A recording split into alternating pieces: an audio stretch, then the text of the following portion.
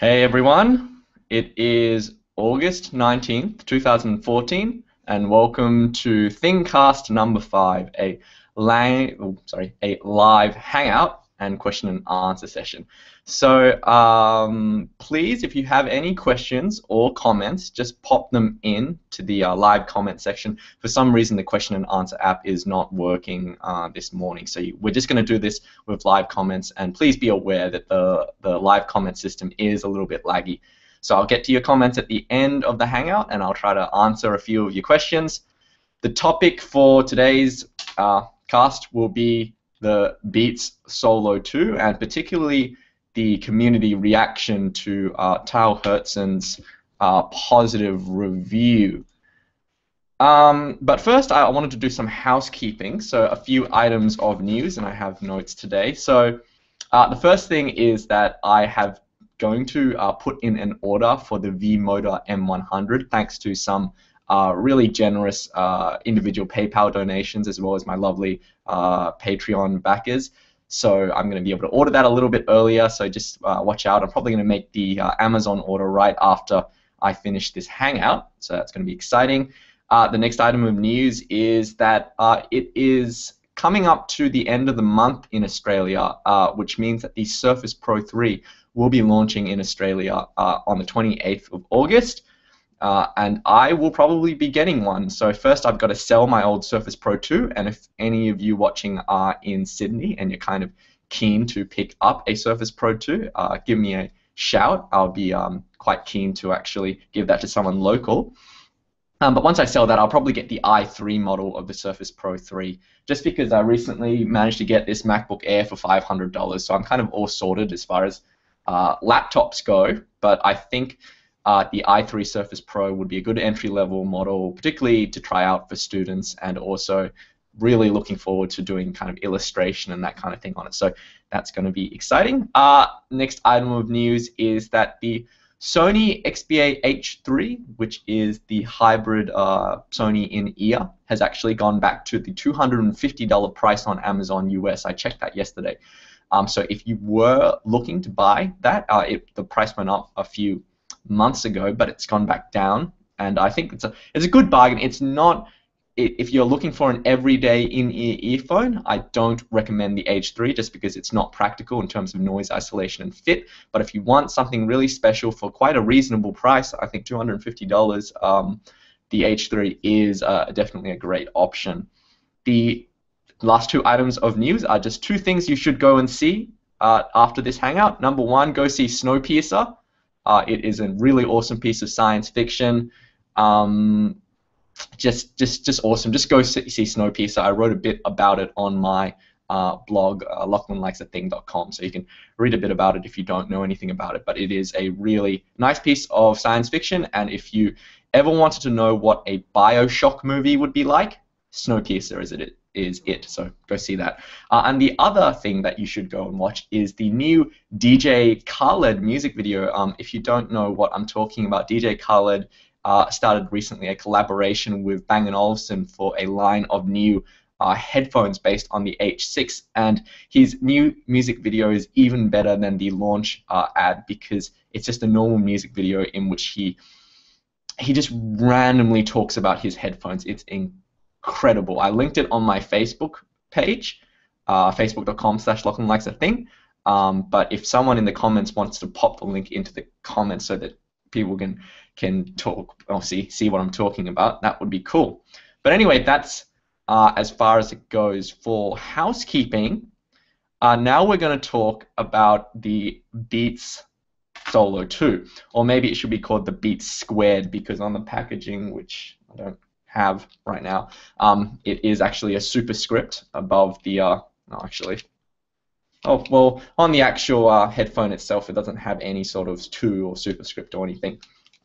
But as you can see, this is my Beats Solo 2. I have been trialing this for the past week or so. I'm not yet ready to give a full review, but I'm pretty much formed my impression on it.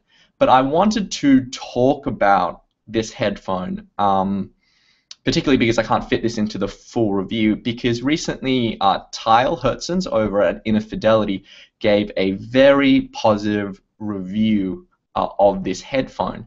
He said it was an excellent headphone, and I was really, I wasn't surprised by the community reaction, reading Reddit or on the comments on his YouTube video or that kind of thing about the video, about the headphones. But I just wanted to talk a little about that particular community reaction. So there was a lot of reactions to Tyle coming out and saying that the Beats Solo2 are really great headphones, particularly because he has been quite outspoken in the past about how he doesn't think that they make a particularly good product, Beats by Dre.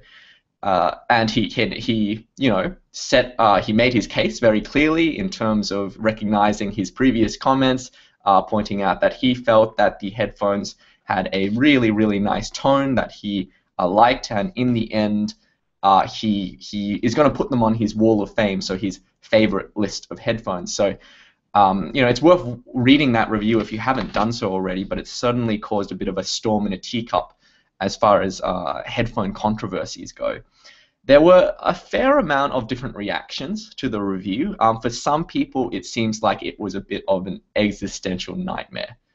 You know, if you hop on over to his YouTube video about the Solo2, you'll see that immediately some people just said, is Tyle getting paid to say this by Apple or Beats? Is that what he's been doing? Because the implicit kind of statement when you say that is to suggest that it's an article of faith that Beats simply cannot make a good headphone. So if Tyle says that they are good, then he is lying. That is the implication when you say that, you know, Tyle is getting paid to say those things. And it's remarkable because a lot of people would make this comment even without listening to the headphones. First of all, I just wanted to address that idea that Beats can't make a good headphone. I think that this is actually a really incredibly absurd idea when you really think about it. When you really think about it, Beats has so much money. They are making money hand over fist. That do you not think that Beats, at any point, if they really felt like it, they could not use their money to create an R&D budget to do anything it wanted? It could hire any engineer it wanted. It could get any equipment it wanted to make any sound it wanted. Even if every sound engineer on the planet refused to work with Beats Electronics, they could make hundreds and hundreds of 3D printed prototypes in different shapes and sizes to kind of iteratively and you know, heuristically work out what is the perfect acoustic shape for a headphone. That's basically how they make airplane wings, right? They just run them through wind tunnels. So the suggestion that Beats, an incredibly profitable company, could not make a good headphone if they actually put their mind to it is laughable. I just think that reflects a certain kind of worldview of how things work that's closer to being ideology than grounded in any sort of real fact. I mean, these are companies. They make money. They have R&D. They want to remain competitive. If you look at Skull Candy, for instance, Skull Candy was a brand that was constantly criticized for doing the same thing that Beats does today, and recently their share price has been, I don't know if they're publicly listed, but their performance has not been good. The investors have been pushing them, and they have been investing in research and development. All these companies have to react. They have to remain competitive. It's absurd to suggest that Beats could make a good headphone. That's all I can say about that. So I get the feeling that people like to nurture a pet hate. They like to jump on bandwagons, and I can't say that I'm not immune to this. I mean, I always try to encourage in my audience an attitude of don't knock it till you've tried it. But even then, it's very easy to fall into that kind of thing where you hate something because it's popular, whether it's Justin Bieber or it's Beats headphones or it's dubstep or something like that. You know, people love to jump on the bandwagon, but they also love to join onto the kind of, I would say, and this is going to make a lot of people angry, but it's the kind of hipster instinct to say, oh, well, I don't like it because it's mainstream. That isn't to say that Beats headphones, the previous headphones, have been great. From what I've heard, the Beats mixer I thought sounded okay, but had a number of ergonomic issues. I thought the Beats Solo was just overpriced. I'm sorry, the Beats Studio 2 was just overpriced. But specifically about the Solo 2, I mean, some of the milder reactions to Tyle's review were that people don't seem surprised that Beats made a good headphone, but they seem surprised that Tile thinks it's that good. And they're wondering if there is some kind of reverse shoulder, chip on the shoulder kind of situation. This is where I can say, while I don't completely agree with everything in Tyle's review, and this is why you have different reviewers with different opinions, I completely understand why Tile is so enthusiastic about these headphones. The Solo 2 is I think, really, really obviously a good headphone. It is not going to change anyone's mind that Beats makes bassy headphones or unbalanced headphones or not neutral headphones. This is definitely a bassy headphone. It has a tilt towards the low frequencies, and it's not going to change anyone's mind in that way. But the bass is tight, the mids are quite lively, and the vocals are delivered quite nicely in a detailed way. The treble is rolled off, but it's rolled off in such a way that I think it's appropriate, given that this headphone will be used in portable listening scenarios where you might turn up the volume just to hear yourself on the train. You don't want high frequency treble sort of, causing you hearing damage, and this was my big complaint with the V-Motor XS, whereas I felt that was very mid-forward. It had poor isolation, so you would have to turn up the volume. I didn't think it was appropriate for portable use scenarios. Now, I have to say, in terms of ergonomics and comfort, I found that the Solo 2 is quite good. I didn't find them quite as comfortable as Tao seems to, because maybe I wear glasses and he doesn't. So I find that because the clamping force, I'll just wear this over these headphones, the clamping force is quite high. It does cause my ears to dig into the arms of my headphones, so after 1 or 1.5 hours, my ears do get sore. And I do think that the leather or the pleather pads are not that breathable, and I've been told that they're not replaceable either, which I always think is a big minus, but they're not that breathable compared to, say, the velour pads on the Sennheiser Ampere. But I think the ergonomics are quite decent, especially if you don't wear glasses.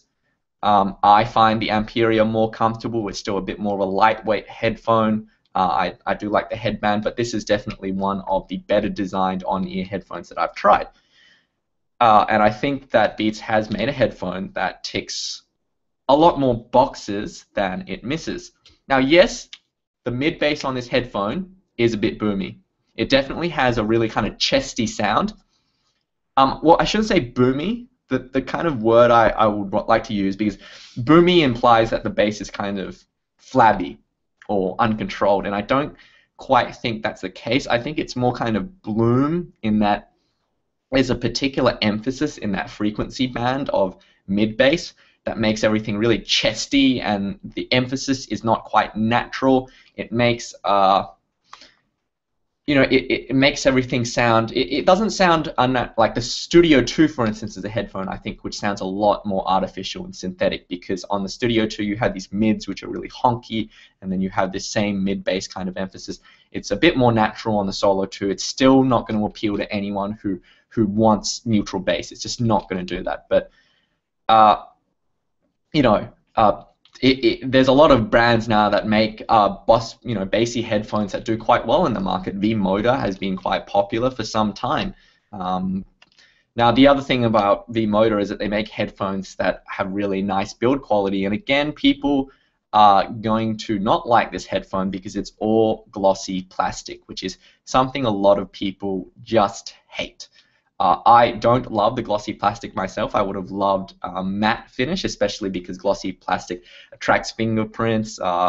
It's not, it doesn't feel as nice to the hand, and I agree.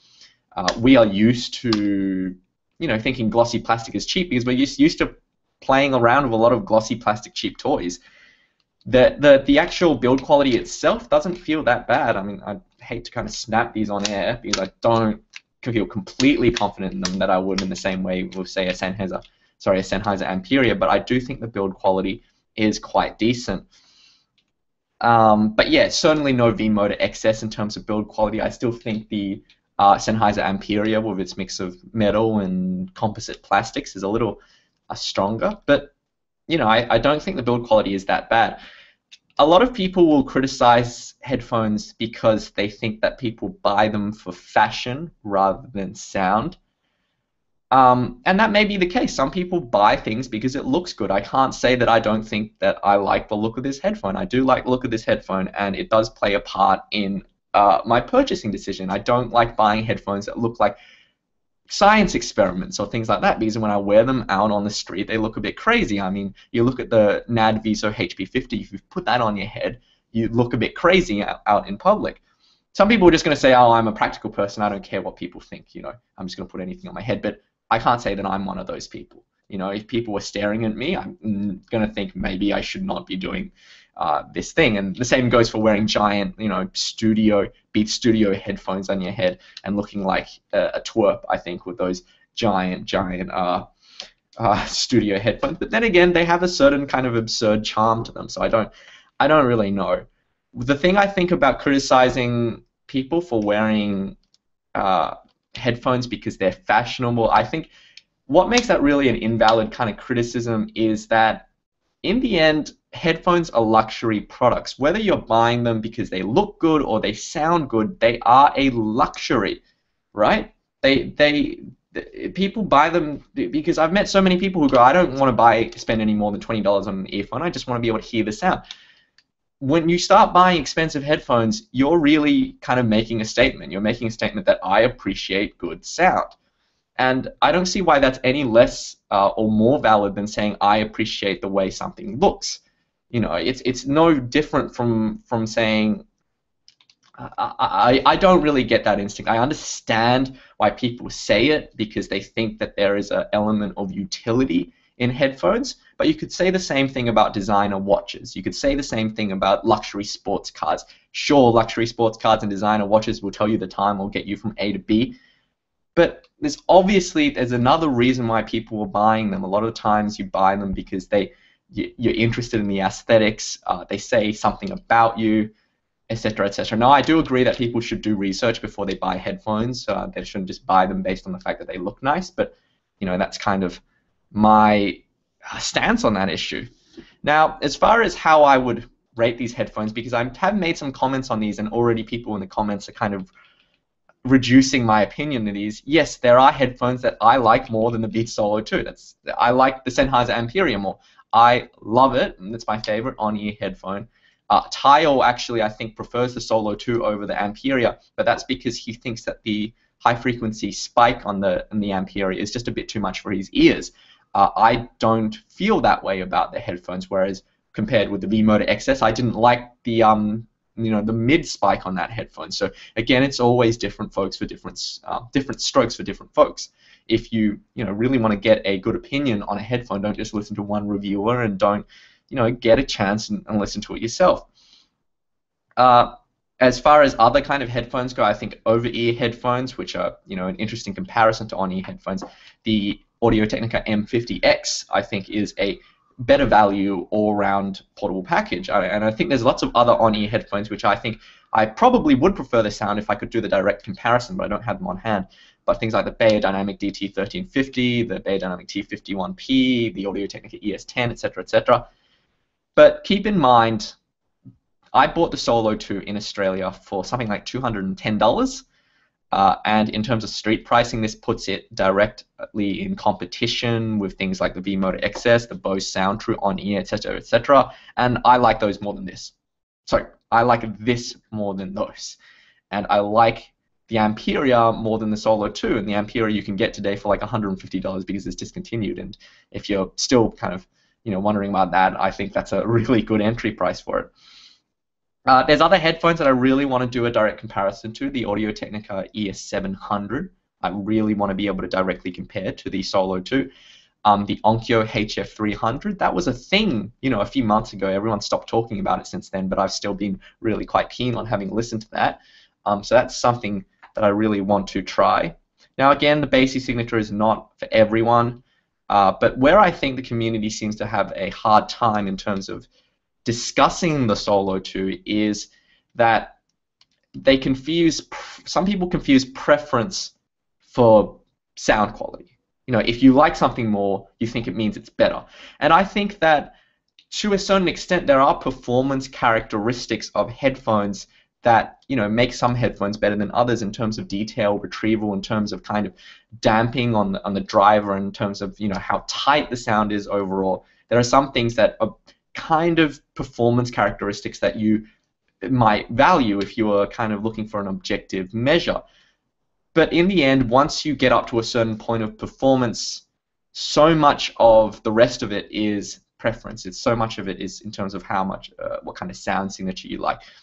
And it's, you know, to say, sometimes when you say, like, if you were to say, I like this Ampere more than the Solo 2, it doesn't mean the Ampere is better than the Solo 2. It just means I like mint chocolate ice cream and I don't like chocolate cookie dough ice cream. You know, it's that kind of thing. And it would be absurd to start saying that, well, chocolate chip ice cream is objectively the better ice cream flavor. It just doesn't work like that, and that's, you know, something that I think people have trouble with, even myself. You know, that's why in my reviews I try to avoid giving any kind of thing that isn't qualified in saying that it's my opinion, or that I give a broad categorization of saying I like this because, or I don't like this because, and why I hesitate to say anything more than that. Like, I hesitate to do review scores, numbers, to say that this headphone has 9 out of 10 for sound and 8 out of 10 for comfort, because that kind of stuff inevitably leads to these absurd conclusions where people go, well, this must mean it's 10% better than that, which is absurd. It's meaningless. You can't say that something sounds 10%. It's like saying a photograph looks 10% better than another photograph. It's silly. So that's what makes kind of reviewing an endlessly interesting kind of occupation. All I can say, just before I turn it over to the comments, because that was a pretty big rant, but all I can say is that hopefully, having read the review on Innerfidelity, and when I put out my review, and based on this video, if you're curious and you're truly open-minded, go out and try these headphones. And you may hate them. I reckon a lot of people will still hate these headphones because they are bassy, and I tend to actually prefer more bass than a lot of other kind of audiophile friends that I know, and that's cool. I mean, that's it depends on what kind of music you listen to. It depends on where you do most of your listening, etc., etc. But when I say go out and try these, I do not mean go to an Apple store and put this on your head and listen to a sample track for 1 minute and then just go, oh, I hate these, and you make a kind of poo-poo kind of thing. I take a month to listen to headphones before I really want to make a kind of solid opinion on them. Your opinion does change over time. And it's like wearing a new pair of glasses. It's not that I believe in burn-in, it's just that your brain, whenever you have a novel experience, your brain is going to either reject it or kind of get into this honeymoon phase where you absolutely love it. So that's why I kind of hesitate to make very strong opinions based on first impressions, and I think that is something that most people should take to heart. In the end, there are some people who are just going to go, sure, Beats made a good headphone, who cares? Who cares? You know, like, I'm never going to buy one, even if, good for them that they made a good headphone, but I don't care. Like, it's just not for me, and that's entirely valid. As far as being a reviewer goes, or at least someone who's interested in how the market is moving, you have to remember that Beats sells 75% of all headphones over $100. They move the market. Beats was the company that, you know, made buying expensive headphones not just a thing for like executives who would catch plane flights and get, you know, the QC15 on their international flights, and it made it something that's not just for the Japanese domestic market where they're really into their headphones over there. Beats made headphones something that kids, teenagers, high school kids regard as a fashionable and interesting and fun purchase. And ever since then, the market has exploded, and it's, I think, almost entirely due to Beats Electronics. So I don't think it's reasonable if you want to have a reasonable or a grounded opinion in the way the audio market works. I don't think it's reasonable to just totally ignore what they're doing. That's just me from, you can buy anything you want, but I think it's my kind of duty as someone who gives opinions to actually have an opinion on this headphone. And sorry about the midday glare. Let me see if I can just correct that. There we go. Yeah. Anyway, okay, so I'm just going to turn it over to the comments now, because that's really the kind of end to my spiel as far as these headphones go, and we're just approaching the 25-minute mark. How does it sound? Okay, so question from Taha Shahid, and about the Solo 2 is, how does the Solo 2, how does it sound different to other more high-end treble rolled-off headphones like the Viso HP50 or the Momentum? The Solo 2 sounds thicker than those two headphones. The HP50, I wouldn't even say is that treble rolled off. It's just kind of treble rolled off, but not in a kind of deliberate way, I don't think. It's just overall kind of smooth, dry. It still has that treble texture. The Momentum also still has a bit more kind of texture in the treble, that kind of S kind of sibilant note. The real peak in the kind of frequency response is not in the S notes on the Solo 2. It's closer down more to the female, the body of female vocals, particularly in the upper mid range. That's where there's a kind of emphasis. It's not as emphasized as on the Beats Mixer or the Studio 2.0. So I would say that it's a little more natural in that respect. This is a chesty sounding headphone. It is chesty and bassy, and there's no getting around that. Like, just think of it as, I don't know. See, when you say a bass head headphone, a lot of people think that they think flabby kind of loose bass, and that's not quite it. But it's also not a headphone that has more sub bass than mid bass. It's definitely got more mid bass than sub bass, so it has this rounded, chesty tone to it. It sounds a bit synthetic, I have to say. It still sounds very tuned. When I listen to Kanye West's albums on this headphone, I feel like, was that the target reference for this headphone? Because the way that those albums are mastered and the way this headphone works with them is a really wonderful kind of combination. The Solo 2 is still a decent all-rounder. Don't get this headphone if you listen to classical music. Don't get this headphone if you listen to a lot of kind of, like something that you'd want to hear a bit more detail in. But if you listen to a lot of studio kind of recordings, hip-hop, rap, electronic, I think this works well. Like, definitely I think they're kind of getting to their target market. Now, the next question I'll take is from Spartan V48. How would you convince a newbie that investing in better audio is better than sticking with $15 skull candies? I have the Sennheiser Momentum V-Motor M100, the MA750i, and she thinks that they all sound the exact same. She even thinks that Beats don't sound different. Can you explain why unexperienced ears can't distinguish clearer sound versus crappy $15 skull candies? Okay, so there's two parts of this question. One is, how would you kind of get someone into audio? And the other question is, the question of experience with ears. I think those are separate kind of questions. The first question is, how would you get someone into audio? I think it actually takes a specific mindset to get into audio. Not everyone gets into photography. Not everyone gets into audio. Not everyone feels the need to really kind of, I think it's a connoisseur kind of thing. I hate to use that word, but there's something vaguely elitist about the whole concept where you want to listen to something that's good. I mean, that's a basic aspect of it.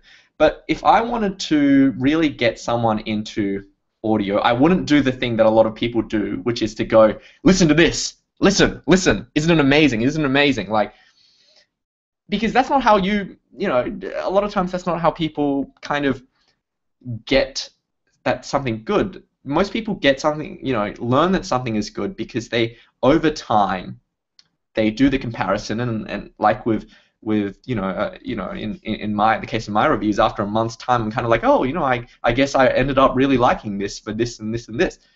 If you kind of wanted to get someone into headphones, and you have all those headphones, you have the Momentum, the M100, the MA750i, just lend one of them to her, and you know, give her a 2 weeks or something, and maybe she'll listen to it, and then she'll listen to her Skull Candies, and then she'll kind of go, okay, I see that there's a difference. Maybe she won't see that there's a difference in the end, but I think it's better to do that kind of thing and let her make that decision without kind of doing that claw hands kind of audiophile, join us kind of thing, where you put someone on the spot and you go like, you have to recognize that this sounds good, and if you don't recognize it, then you're dumb or stupid or you have bad hearing or something like that. Like, that's no way to persuade anyone. That's kind of my thing.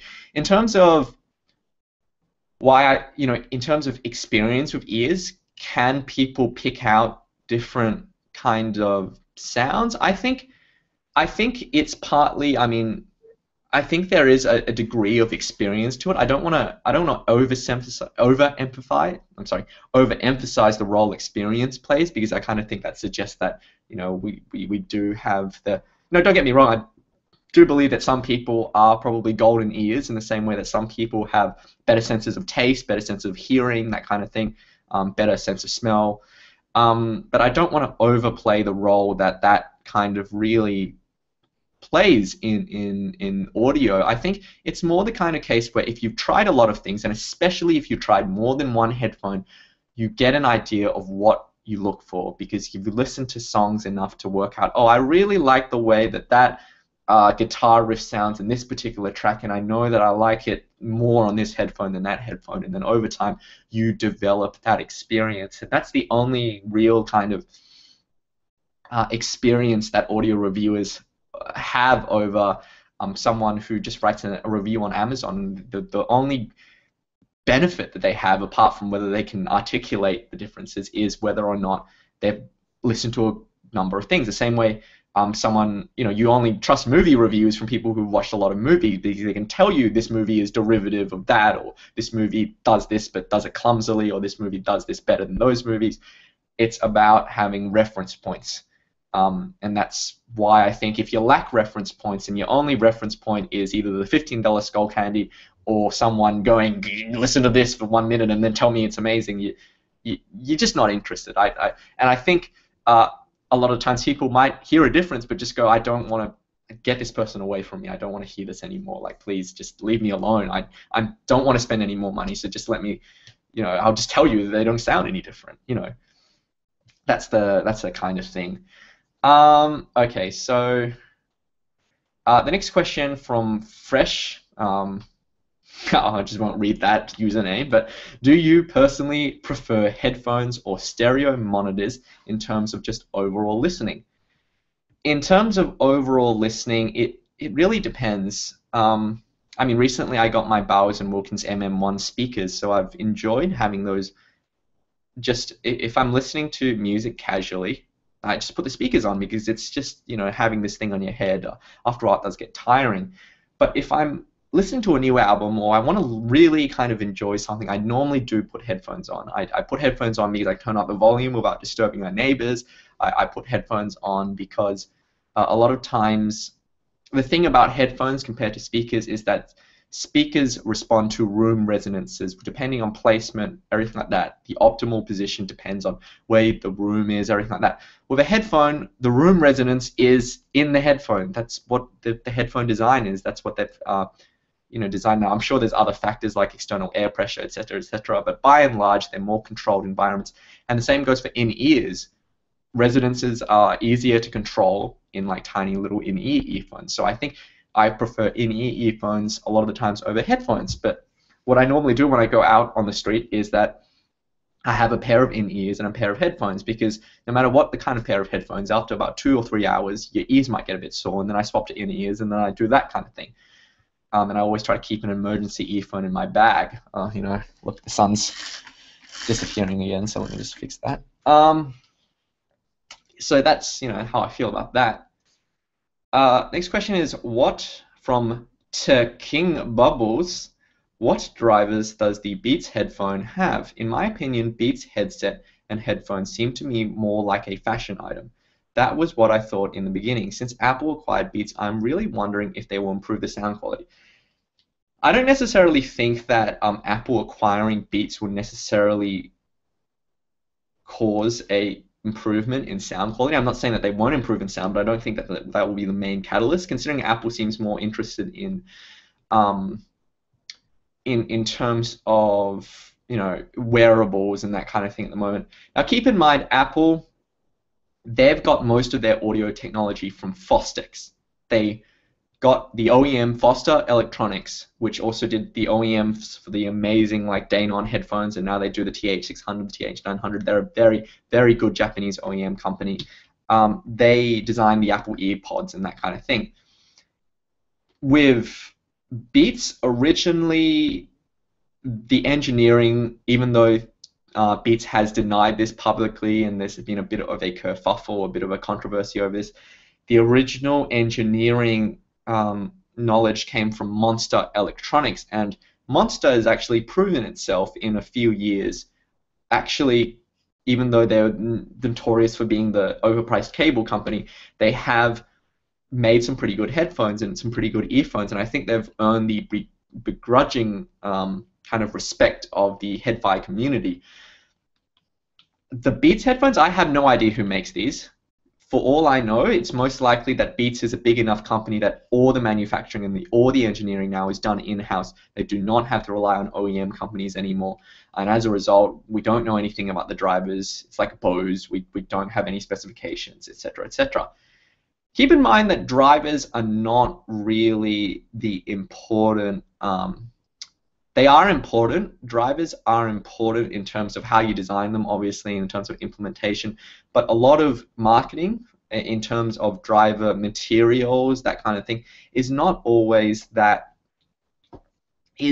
always as big of a difference as people make it out to be. If you look at headphones, there's lots of situations where you can have one headphone which is basically the same as the upgraded model, except that they've made some tweaks to the drivers. So, for instance, from the AD1000X to the AD2000X from Audio-Technica, from something like the Sony 7550 to the Sony EX1000, they moved from a driver that they describe as kind of polymer, and then they went to liquid crystal polymer, that kind of thing.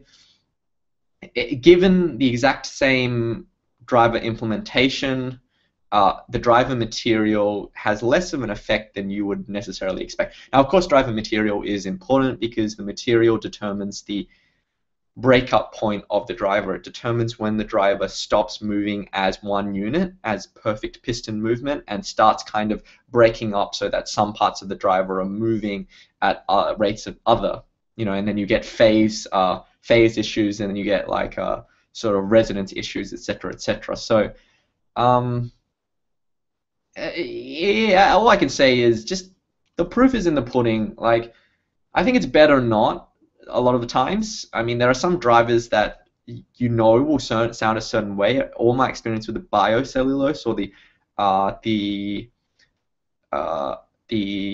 nanotube drivers from JVC or the biocellulose drivers from Fostex, generally they have a higher breakup point, as you would expect from those driver materials. They have higher treble frequency extension, but I don't think that it's as big a factor as some people would like to say it is in the marketing.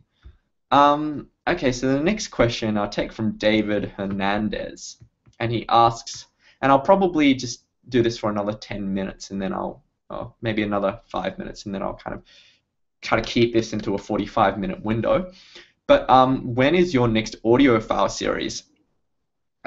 Okay, so I really wanted to make a new audiophile video. I wanted to make it about sampling rates and about DSD and that kind of thing. And I haven't um, I had to actually work out, because the thing was that when I made the audiophile 1 video, I had a lot of help, and I had a lot of resources, because from Monty's video over at ziff.org, there was a lot of material that I could use with Creative Commons licensing. I could use that video material and use it to illustrate the points that I am making.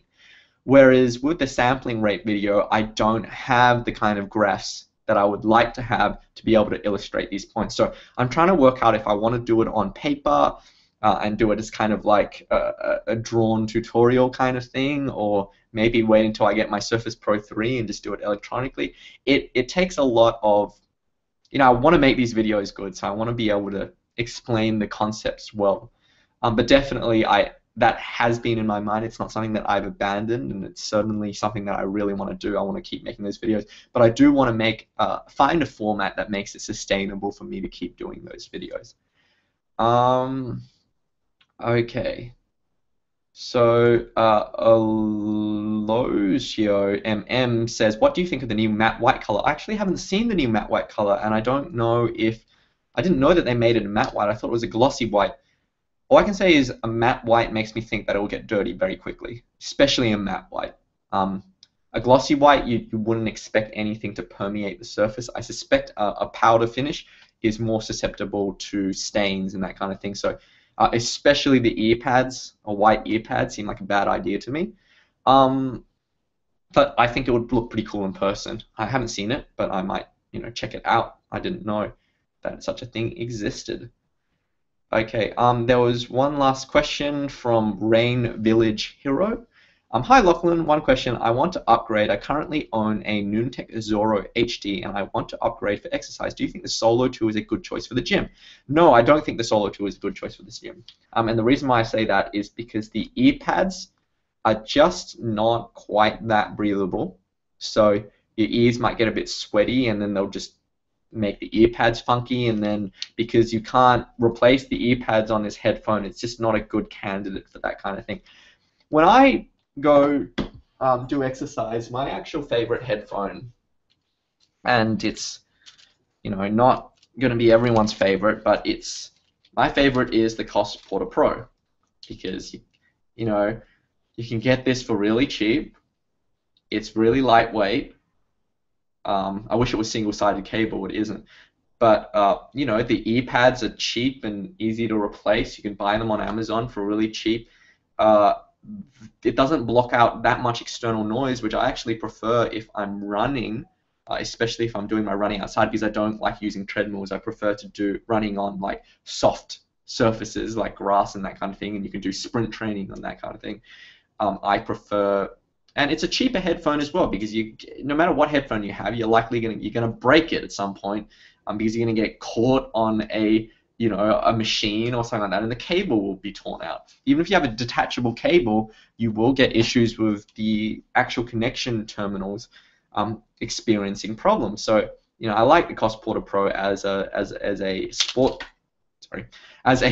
headphone, and that's the kind of thing I would advise. Either that or go for like a in-ear, preferably an earbud, because when you wear in-ear earphones while you're doing exercise, you get a thumping noise because your ear canal compresses with each motion you make. So you get this sound that's like boom, boom, boom, even if there's noise isolation is very high. So earbuds don't really have that problem as much, and I think earbuds work better in that regard. Okay, last question I'll take from these are two really good questions. So I'll try to get. I'll say this really quickly to Wayuden.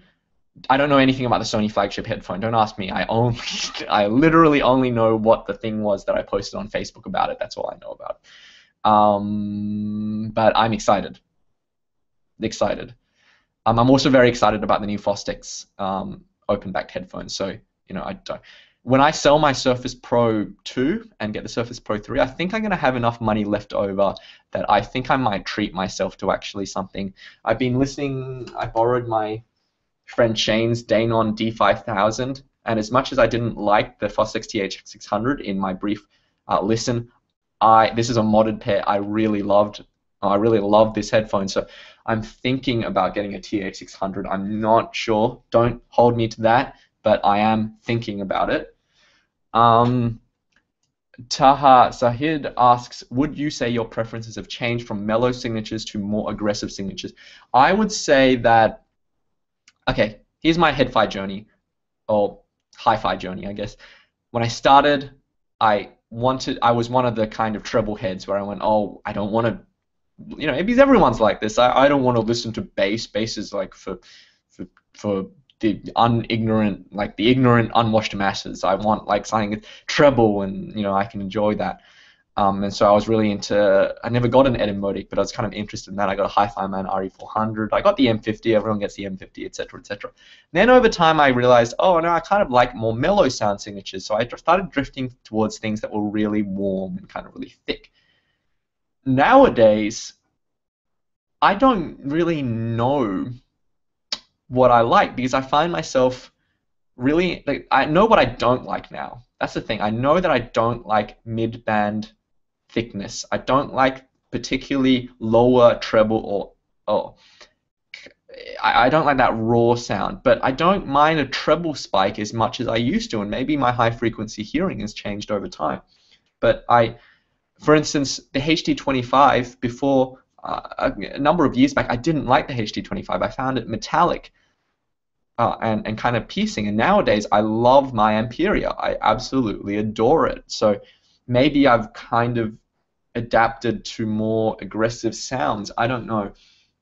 But I still really like mellow headphones. There are lots of headphones that I think are really, you know, all-rounders that I really appreciate. And that's why I have a bunch of different headphones, right? I still keep a bunch around because I think that these are good references. I like the sound. I mean, even the AKG K612, which I said was not exactly my favorite headphone, just in terms of some of the grain in the sound, I still really enjoy kind of listening to, because it's very different from everything else I own, and it has a texture that nothing else has, and for some tracks it's really nice. So I don't know. You know, you probably know better than me from an external standpoint of looking at my reviews over time of whether or not I've changed in terms of my preferences. I would say that it's definitely, there's potential for change, and you have to be kind of open to that. And the last question from Chen Bai is, hi Lachlan, I really like your videos. I really want to have a pair of open back headphones, but I don't know which one to get. Can you maybe recommend one for me? I enjoy listening to old rock, blues and jazz, especially Queen. I don't like overwhelming bass, and I really love vocals side of the song. So thank you, and keep up the good work. Okay, so if you want vocals, you want something that's not, you know, too bassy, and you listen to those genres, my recommendations would be either start with the AKG K612, which I think is a good all-rounder, but as I just mentioned, it does do really nicely with vocals, particularly with female vocals. It has a nice tone for that, but it's still an all-rounder enough that you don't end up missing out too much in terms of bass. If you want something a little more kind of exotic, I guess I would say, just in terms of how it treats vocals, I would gravitate towards Audio-Technica, particularly AD900X or AD1000X, because Audio-Technica headphones, they aren't tuned to be neutral. They aren't tuned to have a lot of bass.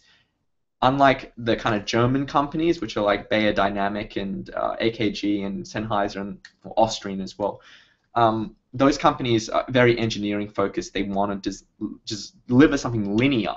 Whereas you notice that the Japanese companies, especially Audio-Technica, do everything more by ear. They're more kind of artisanal in that kind of approach. So if you listen to Audio-Technica headphones, you'll find that they've tuned in a particular way so that the treble and the vocals are emphasized in a way that's really quite unique. It's really quite beautiful, but you don't get a linear sound. A lot of people love the AD900, the AD1000X. I myself really love the AD1000X. It's not a all-rounder as much as some of these other headphones, but it's something that I would consider. Those are the two. So AKG K612 or Audio-Technica AD900X or AD1000X, depending on your budget. If your budget reaches that far, go for the 1000X, I reckon. It's better in many, many ways than the AD900X. But anyway, that marks the end of this Hangout. Thank you so much for everyone who joined in.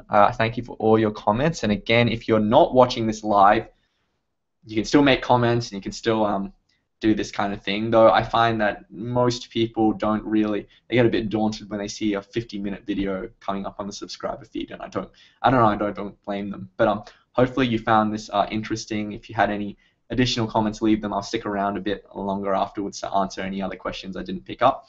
Anyway, thanks for watching. Go out, try these, give these a fair shake of the sauce bottle, as as a former Australian Prime Minister would say.